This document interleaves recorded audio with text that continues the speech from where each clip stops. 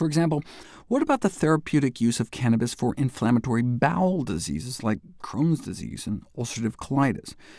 Conventional therapies mainly work by suppressing the immune system to try to tamp down the inflammation. Given the limited therapy options and known adverse side effects from these drugs, often people suffering these diseases ended up having to get inflamed sections of their bowels removed surgically. So you can see why there's so much interest in alternative approaches. About 1 in 6 IBD patients who use marijuana say it helps with their symptoms, so researchers decided to put it to the test. 13 patients with inflammatory bowel disease were given 1/3 of a pound of marijuana to smoke at their leisure over a period of 3 months, and they felt significantly better. Now, there's no control groups. You don't know if they would have gotten better anyway, or what role the placebo effect may have played. It's like some of the studies of cannabis use for pediatric epilepsy.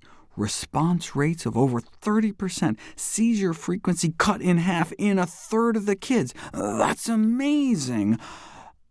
Until you realize you can sometimes get the same kind of amazing response giving kids nothing, giving them a sugar pill placebo.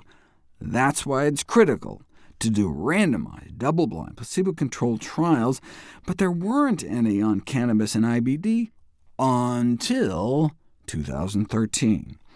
21 patients with Crohn's disease for which nothing seemed to help, so they randomized them to either smoke 2 joints a day of real pot or a look-alike placebo pot.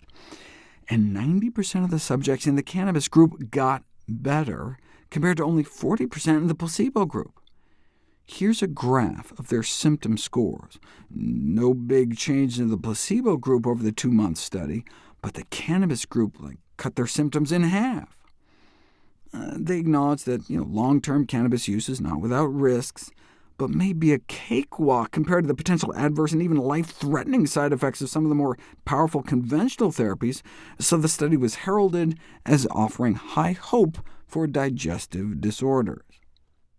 Now, the study was funded by a medical marijuana advocacy organization, in fact the main supplier in the country, and so there may have been expectations placed on the subjects on how much better this stuff was going to make them feel.